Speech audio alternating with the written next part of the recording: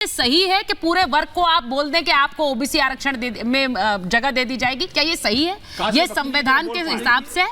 हाँ, एक तो ये कि ये बात अभी भी बताई इन्होंने हमारे दोस्त ने कि भाई इनकी सारी बुनियाद झूठ पर है।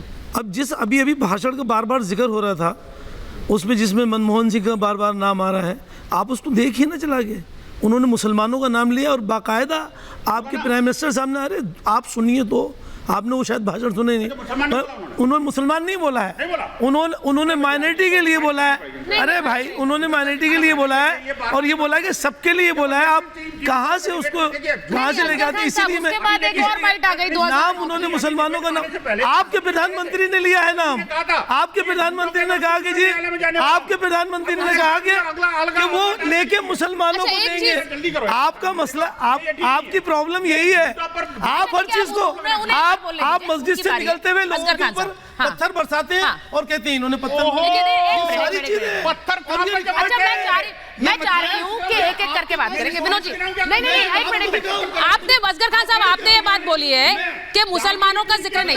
विनोद जी, मेरी रिक्वेस्ट है उन्हें अपनी बात कंप्लीट करने दीजिए। विनोद जी, सही बात पहुंचे। आप ये बात बोलिए, लेकिन उनकी बात पहले कंप्लीट हो ना, उनका पहला रिएक्शन है। असगर खान साहब, ये जो आप बात बोल रहे हैं, आप ये बात बोल रहे हैं कि मुसलमानों का जिक्र नहीं है। सुनिए तो आप, ठीक है, आप बोलिए की क्षमता तो है नहीं। आप बोलिए। चाहते ये बोलते आप बीच में यूं है कि कोई सही बात लोगों तक पहुंच ना जाए, आपकी सच्चाई और आपकी आप नहीं उतर जाए कहीं, इसलिए आप ये बात कहते हैं सब। और इस इलेक्शन में तुष्टिकरण की जो बात कह रहे हैं, सारी नकाबें हट चुकी हैं आपके चेहरे से। ठीक है, सब लोगों को पता चल चुका है। जो हमारी बहन का पहला सवाल था उसका जवाब मिल जाएगा अभी आपको। नहीं, अभी मैं अभी की बात कर रहा हूँ। जो अभी तक जो रिजल्ट की नवैयत है वो भी सब आपकी नजरों में। अब आप झूठी हंसी हंसते रहे यहाँ बैठ के, उससे कुछ नहीं होता है। अच्छा, मैं एक बार अभी यूपी में हुआ है, मैं एक बार शिवम से पूछूंगी ये सवाल।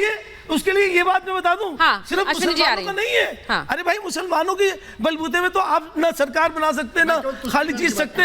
तुष्टिकरण की अगर आप बात, अच्छा, एक मैं रिएक्शन जल्दी से शिवम से लूंगी। शिवम, जो बात जवाद साहब ने कही, एक मिनट, जवाद साहब ने कही कि 400 पार का नारा अब आप लोग क्यों नहीं दे रहे हैं, मैं उस पर जरा सवाल पूछना चाह रही हूँ। वो कह रहे हैं 2 चरण के बाद 400 पार का नारा गायब क्यों हो गया? शिवम, मुझे समझ में नहीं आ रहा कि वो देख नहीं पा रहे हैं। आप देने की बात करिए, मैं तो लिखवा कर बैठा हूं भाई।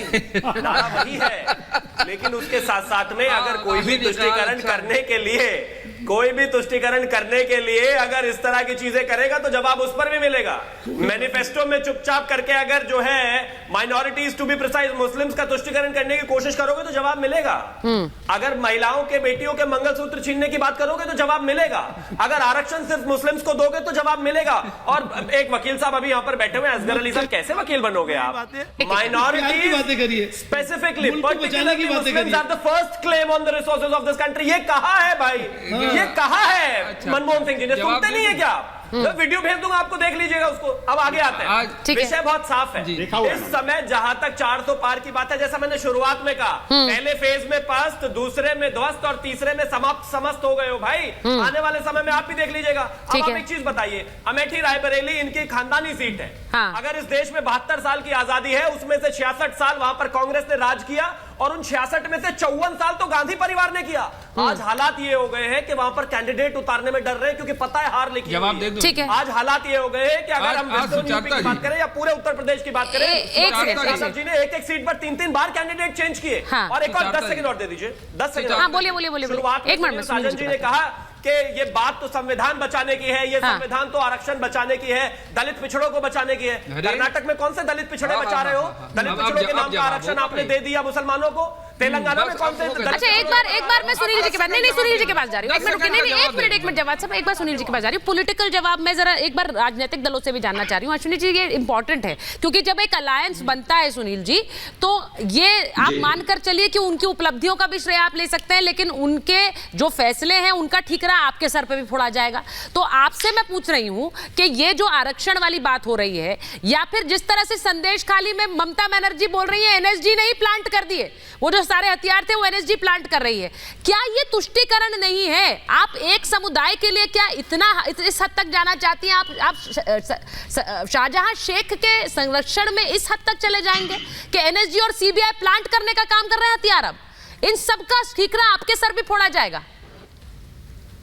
देखिए सुजाता जी, मुझे लगता है कि हम आप अगर देश के सामने बड़ी ईमानदारी से बात करें तो जो दर्शक होंगे तो कम से कम हम आप देश को धोखा नहीं देंगे। तुष्टीकरण पे जिस पर सबसे ज्यादा आरोप लगता है, माननीय अखिलेश यादव जी क्या मुसलमान हैं?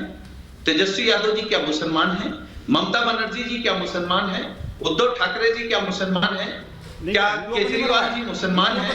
क्या पंजाब के मुख्यमंत्री जी मुसलमान हैं? ये पूछा दरअसल सवाल ये होना चाहिए आपका भी, लेकिन मुस्लिम तुष्टीकरण के कारण हिंदुओं पर हमले क्यों कर रहे हैं? देख रहा है साजन जी, आप भी हिंदू हैं, मैं मानता हूं आपको, लेकिन आप उनका पक्ष क्यों ले रहे हो? मैं देखिए हिंदुओं पर ही बोल दो, एक बार माफी मांग लीजिए।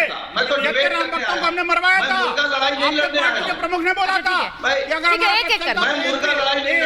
एक दर्जन मरवा देता मैं। ठीक है विनोद जी, एक बार वो बोल रहे हैं। साधन जी बताओ ना, आप अगर हिंदू हैं तो क्या राम मंदिर को लेकर के 1990 के और सत्याकांड को लेकर के हिंदुओं के सामूहिक नरसंहार को लेकर के माफी नहीं मांगनी चाहिए क्या?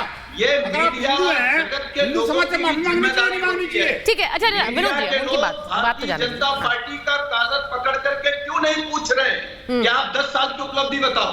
आप प्रधानमंत्री जी से हिम्मत क्यों नहीं कर पा रही हैं? अरे भैया मुझे बताओ कि ममता से आपने क्यों नहीं पूछा? ममता दीदी से क्यों नहीं पूछा कि जिहादियों को, बांग्लादेशियों को, घुसपैठियों को क्यों सड़ के रखी है?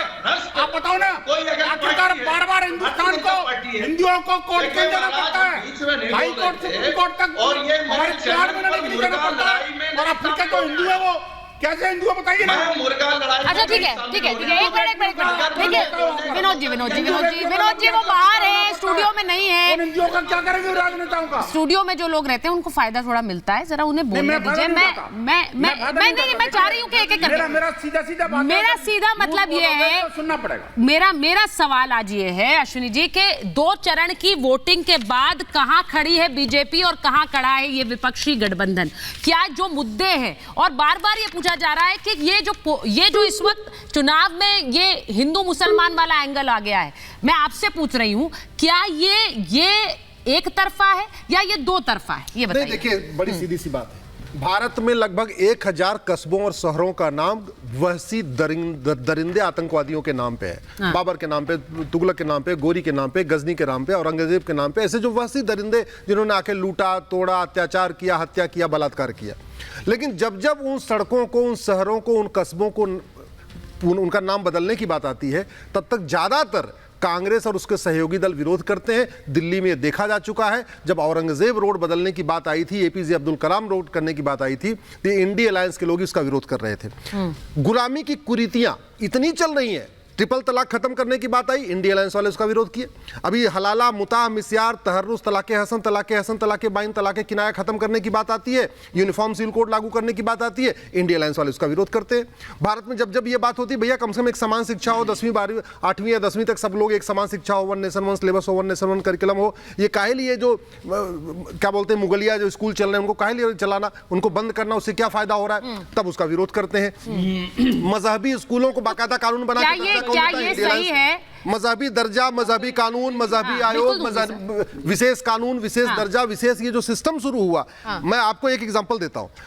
अभी बंगाल के मुर्शिदाबाद में पहला हमारा शक्तिपीठ है कीर्तेश्वरी, जहां जो 51 शक्तिपीठ है उसमें एक शक्तिपीठ है कीर्तेश्वरी। मुर्शिद खान नाम का लुटेरा जाता है और मंदिर को तोड़ता है और कीर्तेश्वरी को मुर्शिदाबाद बना देता है। जब वो नाम बदलने की डिमांड होती है, इंडिया अलायंस वाले, ममता बनर्जी और बाकी लोग उसका विरोध करते हैं। मिर्जा ने विंध्याचल को, क्या ये मुद्दा है अश्विनी जी? मेरा सवाल ये है, ये चुनाव में मुद्दा है और क्या इस मुद्दे की वजह से लोग वोट डाल रहे हैं? मैं ये समझना चाह रही हूँ, क्या घर से निकलकर वोटर ये सोच रहा है कि जो लोग तुष्टीकरण कर रहे हैं हम इनको वोट नहीं देंगे? तुष्टीकरण वालों को सबक, एक मिनट में बता रहा हूं, तुष्टीकरण वालों को सबक सिखाना चाहिए। भारत इंडिपेंडेंट तो है, भारत स्वतंत्र नहीं है, स्वतंत्र अपना तंत्र नहीं है। गुलामी के नाम चल रहे हैं, गुलामी के निशान चल रहे हैं, गुलामी की कुरीतियां चल रही हैं, गुलामी की कुप्रथाएं चल रही हैं, गुलामी के स्कूल चल रहे हैं, मजहबी उन्माद चल रहा है, घुसपैठियों के खिलाफ कठोर कानून की बात आती है, इंडिया अलायंस वाले विरोध करते हैं। धर्मांतरण के खिलाफ कठोर कानून बनता है, इंडिया अलायंस वाले विरोध करते हैं। क्या लोग घरों से निकल रहे हैं जवाब साहब, क्या लोग, ठीक है, क्या लोग घरों से निकल रहे हैं ये सोचकर के हमें इंडिया गठबंधन को जिताना है? क्या देखिए, ये क्या है? एक तरफ नफरत खड़ी हुई है जो भारतीय जनता पार्टी के लोग और साथों के साथ है, और मोहब्बत जो है वो इंडिया के साथ है, और इंडिया के खून और खमीर में जो है वो मोहब्बत है, और आखिर जो है वो इंडिया जीतेगा। आपको इंडिया से नफरत हो सकती है, मुझे इंडिया से बहुत मोहब्बत है। नफरत और ये भाई अच्छा आप बुलवा लेंगी, आप बोलने नहीं दूंगा। अब अगर ये रखेंगे तो इसके हिसाब से अगर आप चाहते हैं